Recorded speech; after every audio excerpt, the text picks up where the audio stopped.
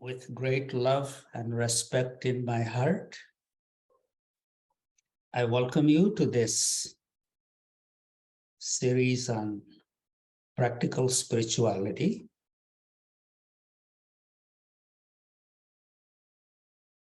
And the topic today is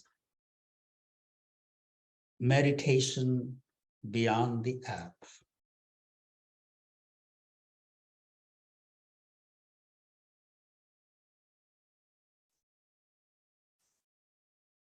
I see many people, sometimes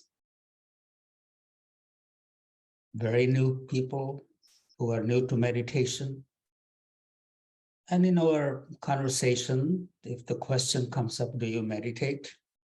Yes, I do.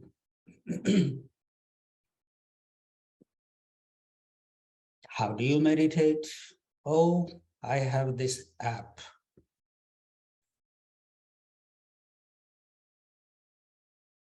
The good thing about the app is at least it has got many people started doing something closer to a state of meditation. Or you can say guided meditation. And people who have not meditated before, where do they start? This is a good place to start with guided meditation.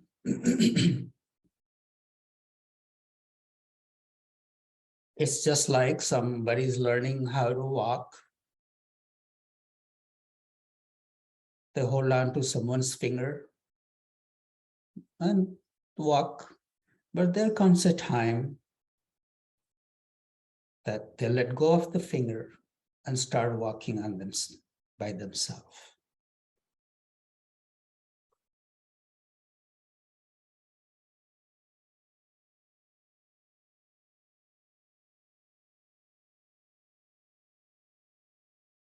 So app is a good thing for those who are just beginning to meditate. At least they learn how to sit quietly, focus their attention on listening to something, and their mind is focused on one thing. But think about this. If by just walking with our feet, we get tired. Walking with our mind, we are constantly moving with our mind. And how tired must we get? There is a kind of weariness that settles down in the body in the form of tensions. When our mind is constantly moving. When we are meditating with an app, we are also listening, imagining, visualizing, being somewhere. So mind is still active and engaged. And the whole point of meditation is to still the mind. So it's not engaging. It's not actively engaged in listening something to something and visualizing something.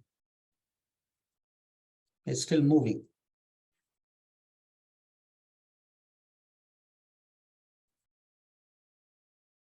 For those who have not meditated, some people are afraid of the silence. There's a fear of silence. There is a fear of not knowing what to do. We are a society of followers of instruction.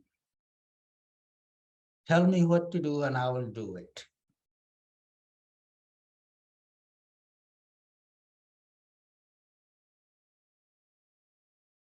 Even look at the useless instructions sometimes, but we still need instructions. Like those packages come in and they say, don't put this bag over your head. It's a common sense. Why do you want to suffocate yourself? Why would you pull a bag over your head? But there is an instruction written down. So it's like almost overdoing the instruction. We never give ourselves a chance to think for ourselves. Be a little more responsible for the self. The point of meditation is to learn how to be by yourself without anything from outside, without a crutch. You are meditating with an app. What happens as we begin to lose the hearing? Then what will happen? If you can't hear that well, means you're not going to meditate.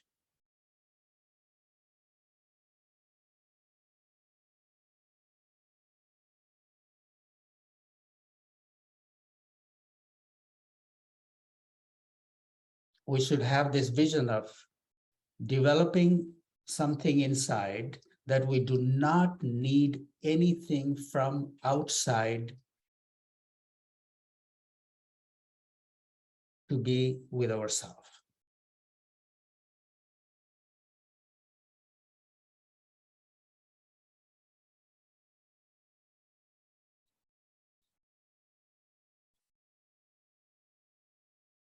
Everybody can learn how to meditate. Everybody can learn how to be with themselves. It just requires little simple guidance and practice.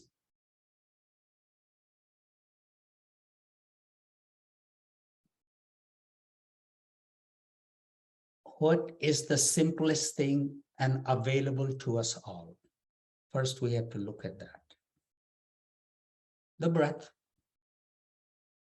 Breath is coming and going effortlessly.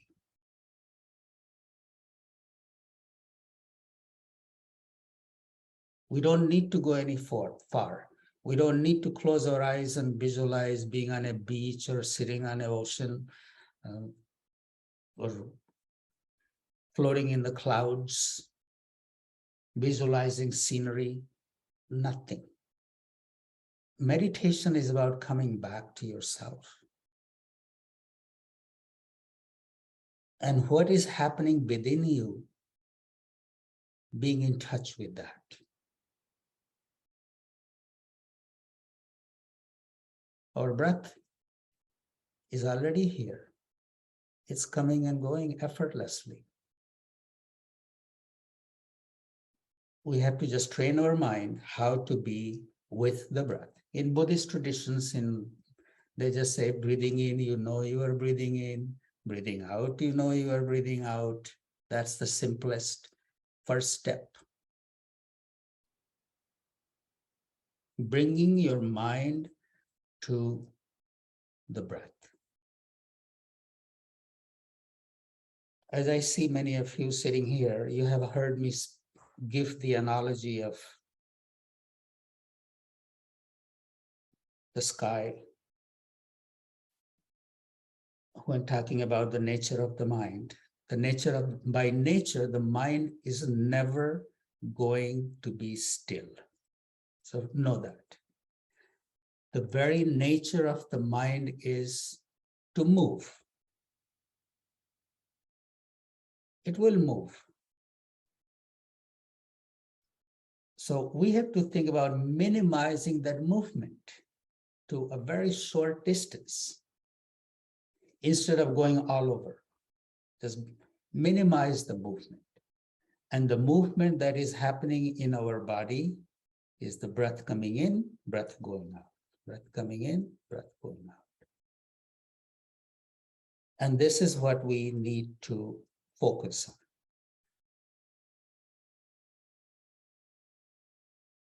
Focus the mind on this movement.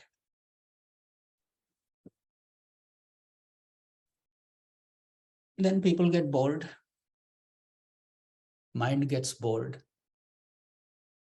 Yes, it's very simple. I need to do something more. But the whole idea is no, there is nothing more to do. This is where we are going to be.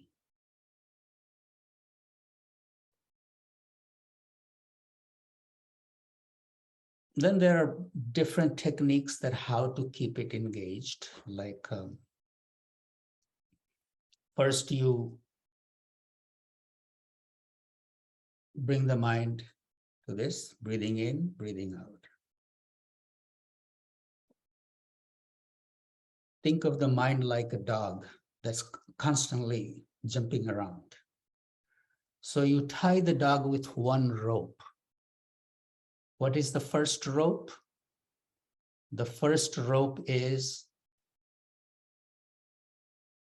just stay with the breath. It will still go around. The second rope, you give the sound to that. So give the second assignment to the mind. Okay, now with the in-breath, you think of this sound. With the out-breath, you think of this sound.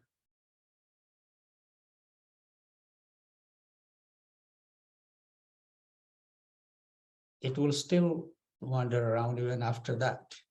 Then the third rope comes in.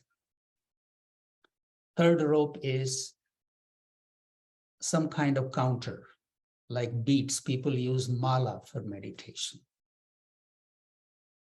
So these are the three things that I will be talking about today, that how to keep the mind engaged with the breath and nothing more. The day you learn these three things, you do not need an app. You do not need to hear something from outside. You do not need instruction from somewhere else. It's all within you.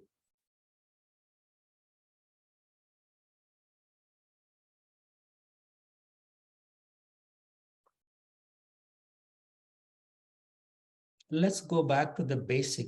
Why do we meditate? Why do we meditate? People may say, I'm agitated all the time, I'm restless, and I got lots of stress.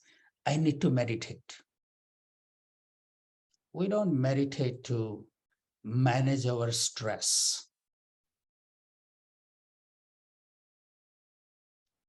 We meditate to connect with who we truly are.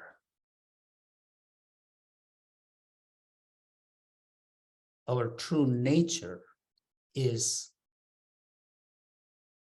always present in a pure form, which is very conscious and which is blissful. Satchidananda, Sat Chit Ananda. There is a part of the self which is ever present, unchanging, conscious, and blissful. That is our true self. And we meditate in order to connect with that part of the self. We meditate in order to identify with that part of the self. So first know, why do we meditate? We meditate to connect and identify with that aspect of the self which is ever present,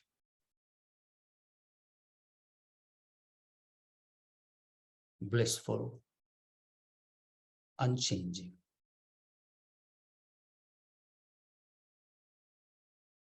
Okay, so that's settled, that why do we meditate? We don't meditate to just take care of our stress. We meditate to connect with the self. Now, in order to connect with that part of the self, we take a little time out every day, very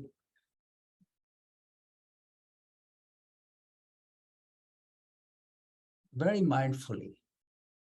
We carve out this time. And that time is called this time for my spiritual practice. Now, what I do in that time, you sit down,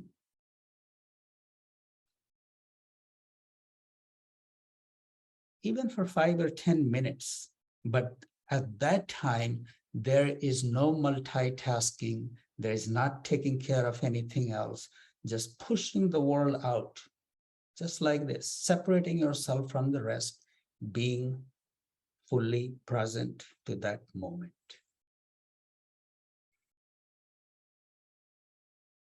Once you have sat down,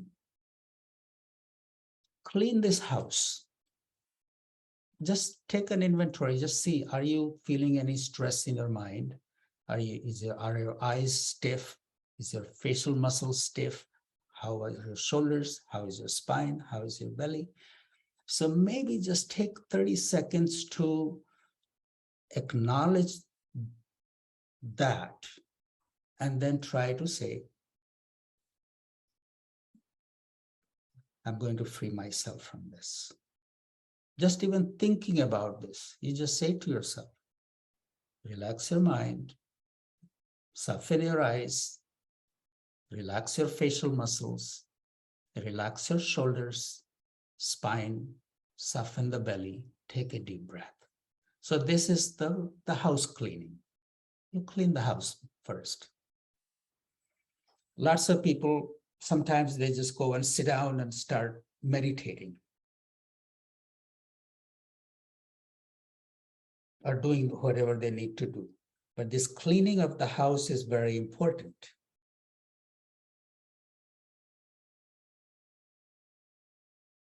If the house is not clean, whatever comes in, it will fall into the wrong place. So in a meditation practice, it is very important to first just clean these things out, be present.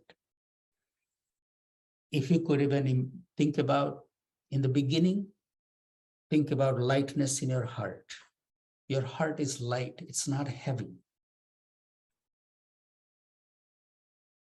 This is why in the beginning of any meditation practice, I encourage that practice of opening the heart lotus, breathing in from the navel. Imagine your heart is opening, so your heart is not heavy. If you sit in meditation with a heaviness in your heart, it doesn't work.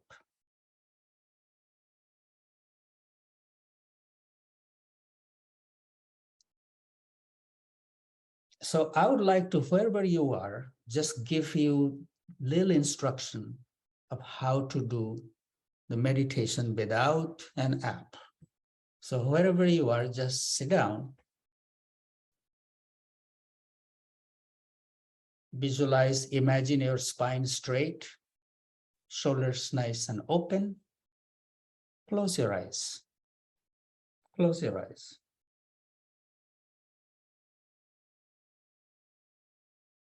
Just scan your whole body for a moment. Your mind is light. Your eyes are very light. Facial muscles are relaxed. Neck, shoulders, spine. Soften the belly.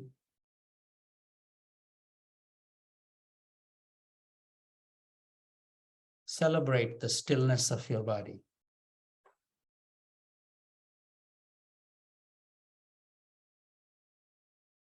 Imagine the breath rising from the navel towards the heart as it comes in, and as it goes out, attention goes back to the navel.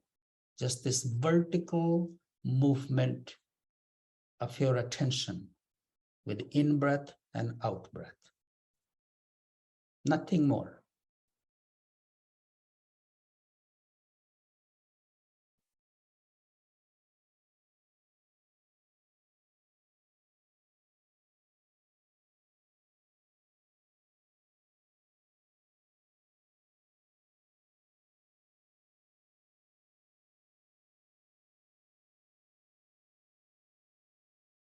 If the mind wanders, bring it back to this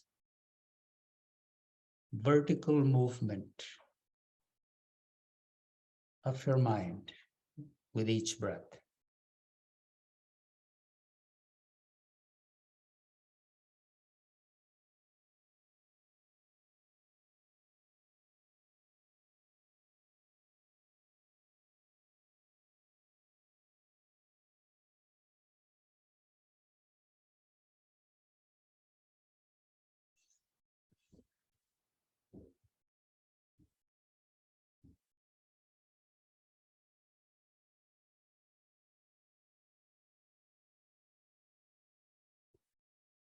On the in-breath, think of the sound so.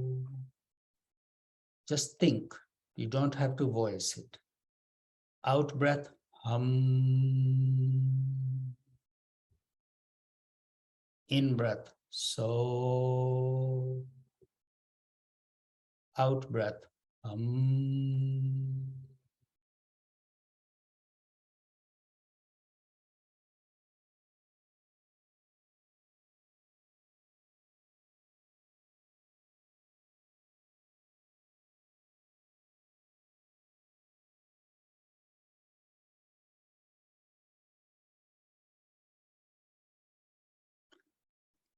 Breathe in, so. Breathe out, hum. Keep repeating Soham mantra with each breath.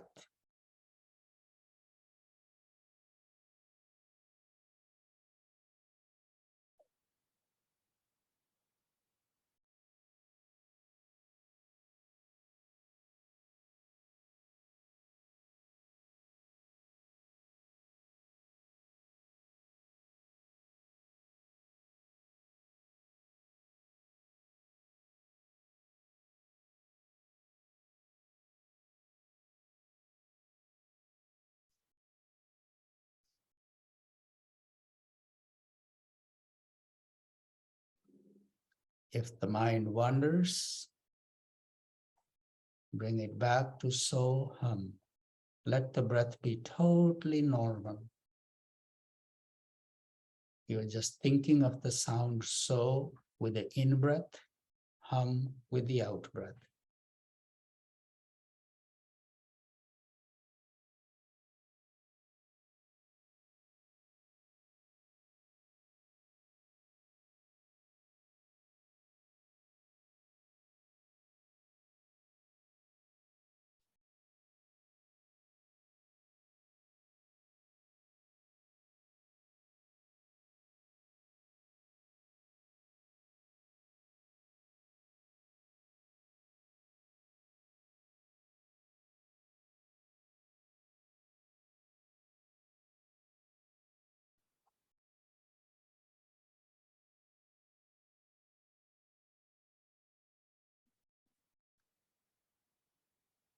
Slowly we open our eyes.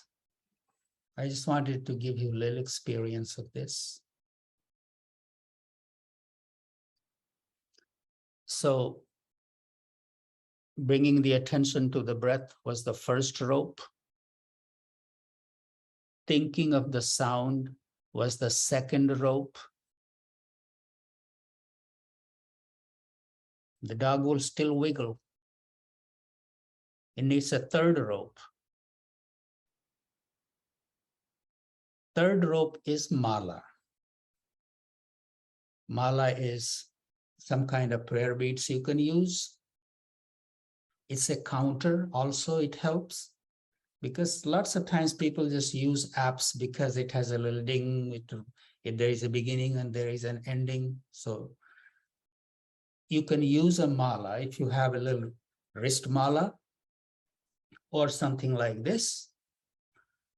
And on this mala, there is a finite number of beads in here that you know there is an ending. And when the ending comes, you will know. So you don't have to worry about when to end your meditation. And the way the beads are done, ring finger and the thumb, you create a loop with it. you hang the beads in here. It's just free. And usually there is a Sumeru, the long, bigger bead here. So you put it there. With each hum, each breath out, you pull one bead down.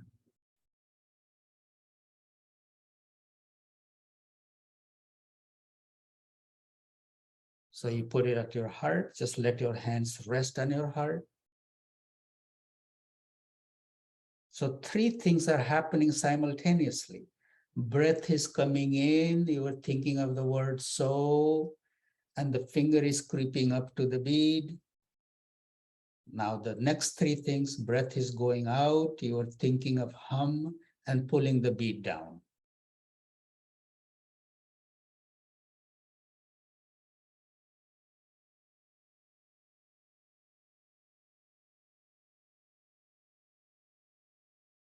This takes little practice. In the beginning, your mind may react that this is too much happening and I can't be still.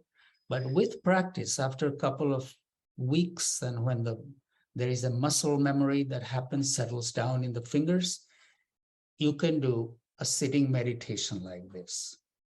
Many people may not want to do the beats, may not want to sit. Doesn't matter. You can meditate even laying down. You can meditate while going to bed or just after waking up. What is important is first carving out a little time, lay in bed, be comfortable, bring your mind to the breath and repeat so, hum with each breath. If beats are too uncomfortable, you can have some kind of alarm. Just set up a little alarm, and when it dings, then you're done. I'll come back to it, but right now I want to open up for any questions, if anybody has any question with whatever we did. Thank you, Babaji. If you have questions, you can feel free to chat me, or if you'd like to ask the question to Babaji directly, you can also chat me that, and I will queue you up.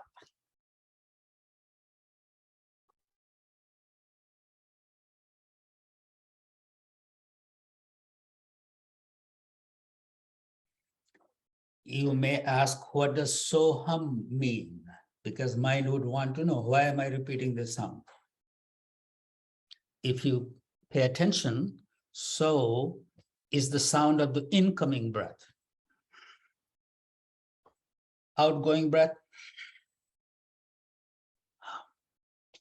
So basically it's the sound that the breath makes. It's a little accentuated sound that the breath makes as it comes in and goes out. It's the sound of the breath coming in and breath going out. You're just giving a little assignment to the mind just to keep it engaged, just to keep it home in a finite little space. Breath is coming in, so thinking of the sound. So breath going out, thinking of the sound hum. It also has a bigger meaning. The bigger meaning of so hum is so means that. Hum means I am. That I am. That which is eternal, which is ever pure, which is ever blissful. Not this. This means my drama, my story, whatever is happening in front of me, whatever my mind has attached itself to and giving me a feeling of this is very important. Not this, that. That I am. In this carved out little time for meditation, we are identifying, we are trying to identify with that, not this. That which is eternal, that which is my true self, my divine self, my higher self. So this is the meaning of so hum, that I am. And it's also the sound of the breath. And it's the simplest thing you can imagine. You don't have to depend on anything from outside. It's all here. Whether you have lost your hearing, you can still meditate. You have lost your sight, you can still meditate. You have lost your sense of smell, taste, touch, you can still meditate. Just go in. As long as you are alive, breath is coming in, breath is going out. It's the best friend. And holding the hand of this friend, we can always come back to the self.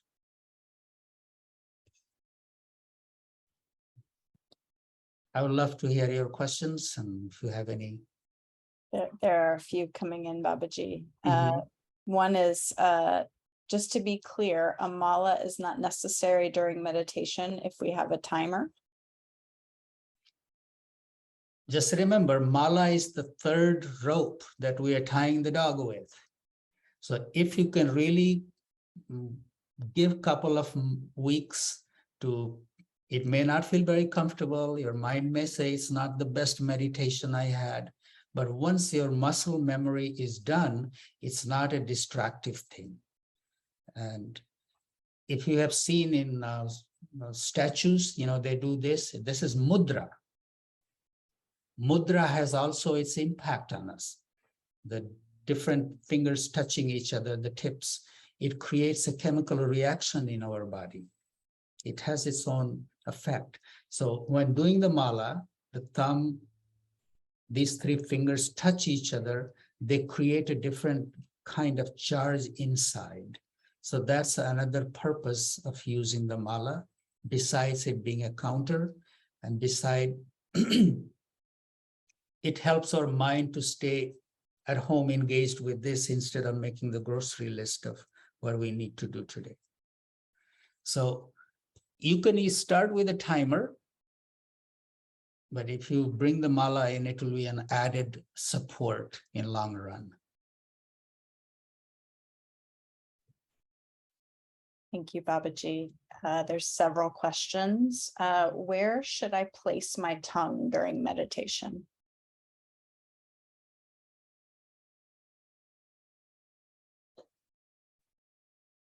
Sometimes some people say put it up in the heart palate, lower palate, but it's the best is if it's really suspended between the two.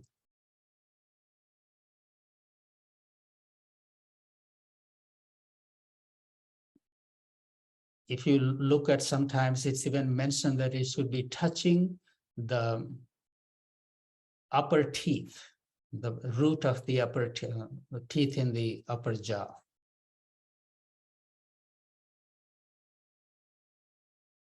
So there is, I wouldn't say one fixed place.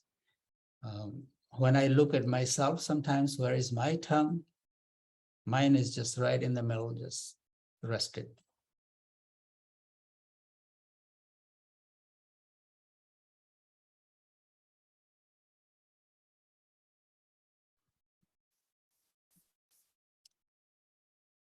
The next question, Baba, is if you fall asleep while meditating, what to do? Fall asleep. You may need it at that time. If you fall asleep during meditation, there's nothing wrong with it. That's why sometimes it's suggested that keep your spine straight, sit up, and when it's more enhancing or enriching meditation, if you really hold your body in a nice posture, that your spine is straight, shoulders are nice and open, then the energy flows without any obstruction in your body, and it has a very good effect on it. And during meditation, if you really fall asleep, it's not called sleep, it's called yoga nidra. Nidra that happens during yoga. So if you fall asleep doing meditation, you are at least going to have a very good sleep, and it's going to help you. So don't feel bad about that. And It happens. You go through that phase. If you have accumulated lots of tension, the very moment your body relaxes a bit, you enter that. So, but if you are worried that you fall asleep, then try to sit straight and use the beats. These keep you awake. And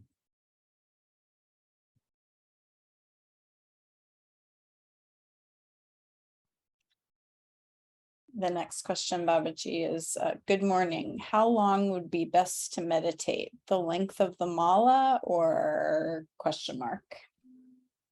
if you're using a mala, go through the whole mala.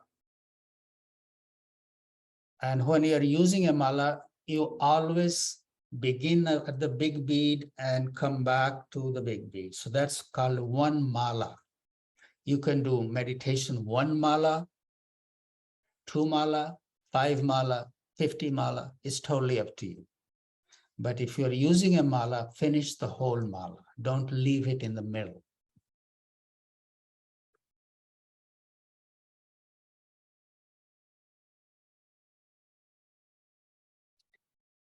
Next question is, when someone is getting started with meditation, do you recommend finding a group to meditate with? No. The whole idea of meditation is that being by yourself without any help, without any crutch, without any support. So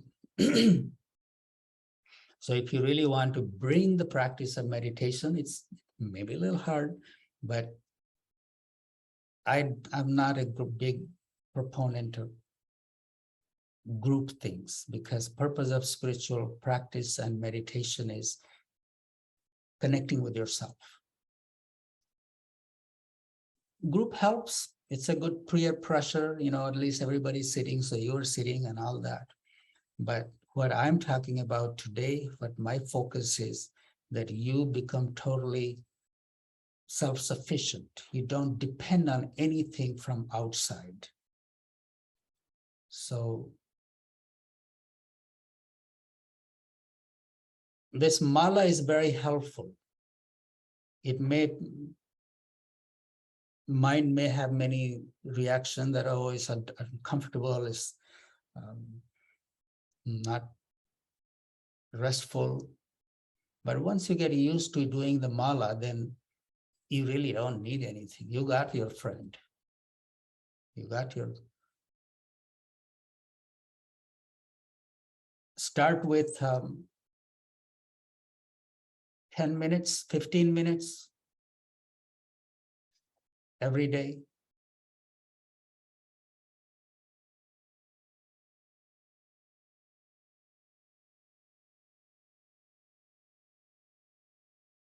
So if you have a group that's readily available, go join them, sit with them, but don't wait to find a group so you can start meditation. You can start meditation where you are right now. So please understand, I'm not saying group is not good. Group is good, it's okay. You can do it either in a group or you can do by yourself, but group is not necessary for you to start meditation.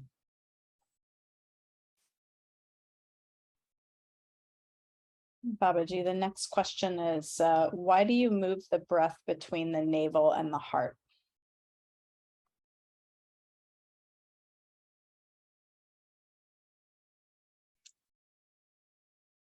It's more about the attention, your attention moving up and down. And breath, if you bring the breath in, usually lots of people don't even know how to breathe. They just breathe in the upper part of the lung. If the attention goes to the navel, breath follows the attention and starts filling from the lower part of the lung, then fills it up. And that way you're able to use your whole lung. So I say that you're breathing in from the navel to the heart, but it's more about really moving your attention. And that creates a little channel for the mind. Navel to the heart, heart to the navel.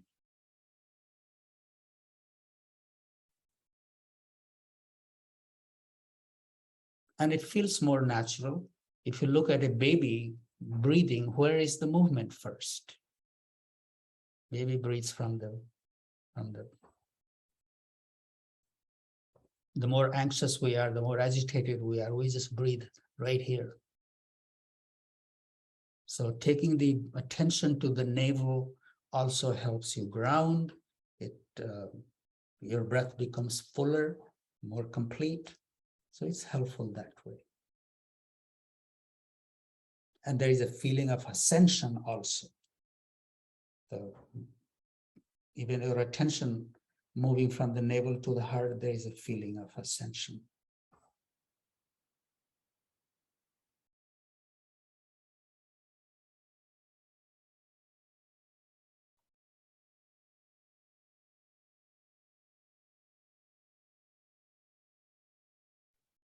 That's all the questions that are in the chat now, Babaji.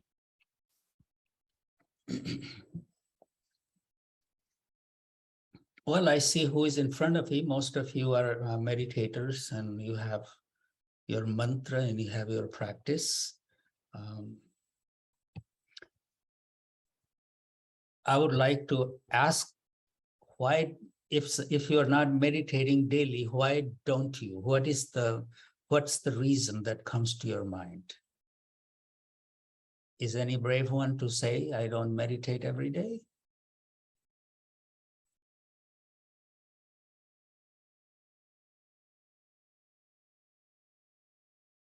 Chiara has their hand up. Please. You can unmute yourself. Well, Yes. I don't. I don't meditate any day because I'm not used to, and I would like to start to do that every day, even a couple of minutes maybe.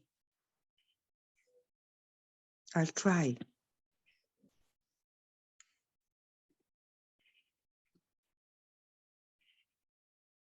I think the best way to start is, you said couple of minutes.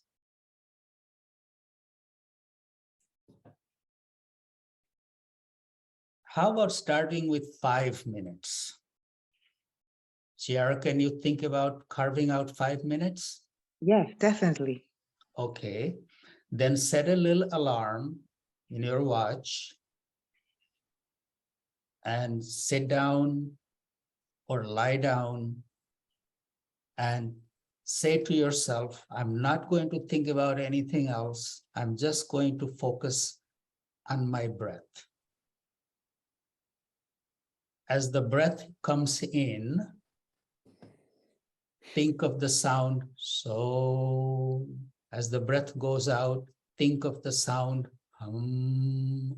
Don't make the sound. You're just thinking of the sound with the breath in and breath out. And keep doing that till the bell rings. If the mind starts going somewhere, thinking about something else, bring it back to this breathing in and breathing out.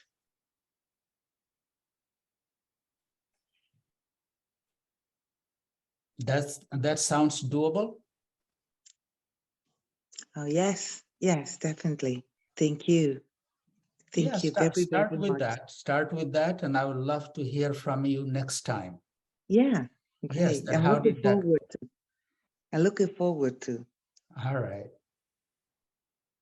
Thank you. Thank you. Babaji, one brave soul in the chat said, why I don't meditate every day is I forget or I say I don't have time.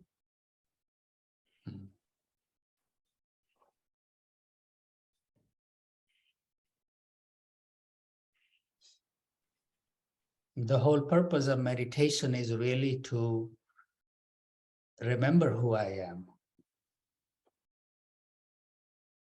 So nothing is really more important than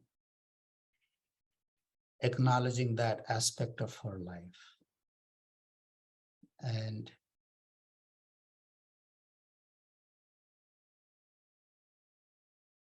Pay attention to what is the first thing you do as soon as you wake up. What is the first thing you do as soon as you wake up?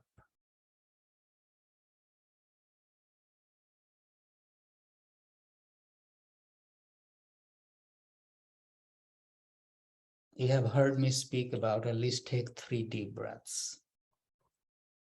And once you are taking those 3 deep breaths, it will remind you, oh, there is meditation. So this is why there is such an importance on daily routine that I talk about. Taking those 3 deep breaths is the first thing we do as soon as we wake up. And if we have formed that habit, so it almost becomes habitual,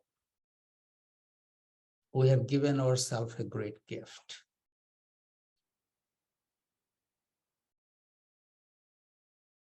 So yes, we live very busy life, very active life, very demanding life. Many people are expecting things that I have to, all those things. Devote 23.5 hours to all that, but spend a little time for yourself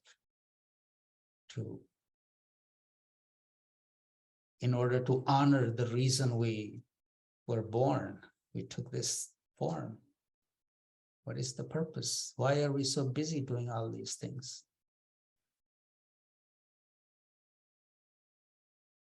We do all those things, whatever is needed, but in the process, don't throw the baby with the bathwater. Honoring ourselves, loving or respecting ourselves is our first responsibility, first dharma. Then we live a meaningful life.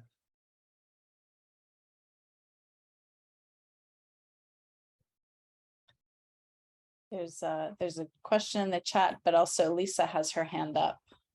Yes, Lisa. Hi, Baba.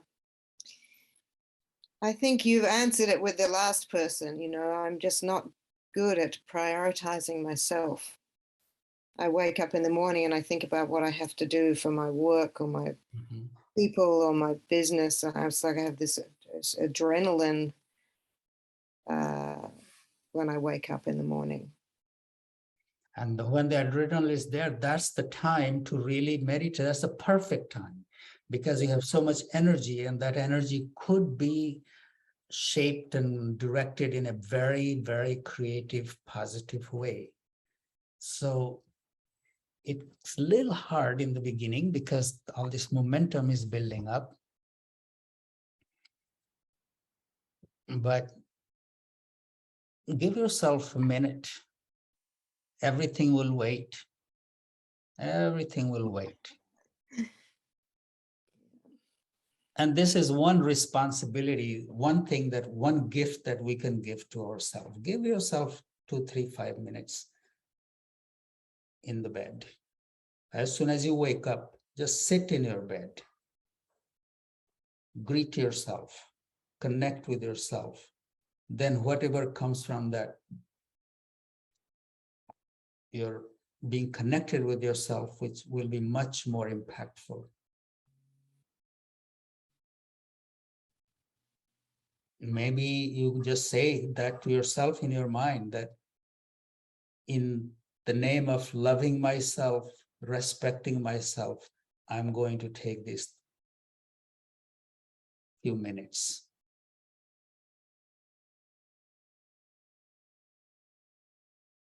First, give the gift to yourself, then you can be of service to others. It's a new habit that I need to. You have to. Let's put it that way. You have to. Thank you. That's the job of the guru, to constantly keep reminding you, okay, what is your focus, where you need to be. All I can say is remind you. But you have to give that gift to yourself. Thank you, Baba. Mm-hmm.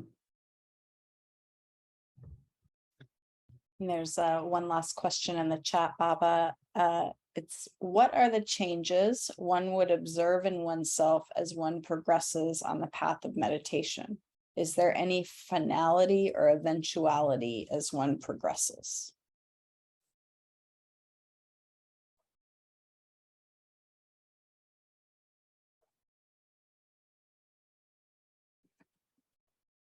you become less reactive. You are either reacting or responding. So the benefit of meditation is that there is a little more space before you react. That space gets a little larger. You will react, but a little later. Maybe there's, so that's one measurement of your benefiting from your meditation, that you are not constantly, every little thing does not throw you off your balance. You learn how to stop, react or response. So the meditation is that unconsciously you develop an ability to stop from reacting immediately.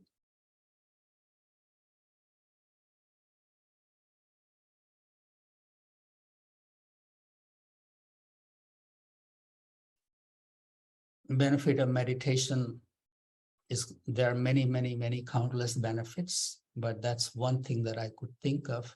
And I think always keep, even those of you who are meditating constantly, I'm saying that for you too, that pay attention to that. Your frequency of reacting becomes less. And if it hasn't become less, begin to pay attention, it will become less. That I'm not reacting to every situation. I'm responding to situation. Whatever we do, either it's a reaction or a response. So one who meditates usually develops the habit of responding rather than reacting. Liv, where are you?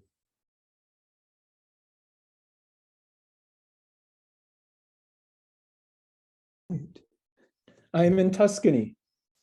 Ah, I've been here about 5 weeks on a farm in the middle of nowhere with lots of children and goats and donkeys and horses, and I'm doing a lot of gardening. And I have my mala by the side of my bed, and I look at it a lot, and I find resistance sometimes. I'm not sure why. And I have this is almost funny, but about Soham, that Soham is the name of the breath. It's also where I come from, Southern Humboldt County. And I have a kind of an aversion about Southern Humboldt County now. So it's kind of funny when I start, using Soham in my brain, it kind of brings me to there. It's an unusual situation. It's true though. It's really what's happening. But I will be home soon. good I'll to be at see the you. 4th of July parade in Mendocino. I'm performing there. So Okay, good to see you. yeah, thanks. Well, if there is no other questions or anything, and please understand that it's those of you I see here who have been meditating and who have been practicing for years, try to teach it to others. Try to teach it to your grandchildren, your children, your friends, somebody who may not come to Babaji, but you are available to them. Give them a little guided meditation. See how they respond to it. So my thing is to get this message out to as many people as possible, and get people meditating, or at least connecting with their things. So you practice it and then practice it with someone else. Give them a little experience of this.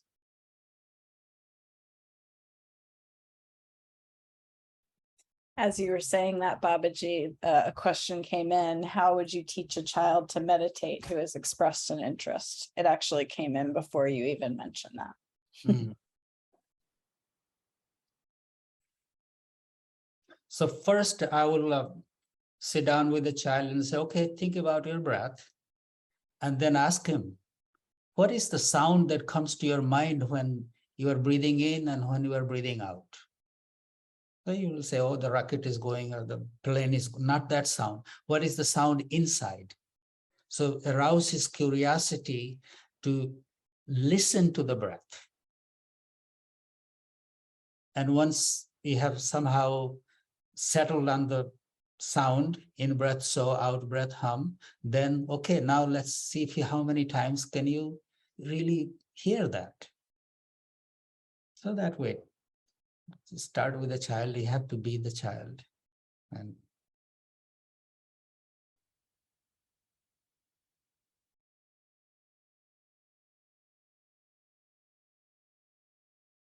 maybe you can just tell them, even without thinking of the sound, just say, one, breathe in, breathe out. In your mind, say one. Breathe in, breathe out. In your mind, you say two. That way, count up to 9. And see if you can do that 9 times. And if you forgot, then you have to go back to 1. So with children, it takes a little time, but you can definitely introduce little things and maybe start with 3 breaths.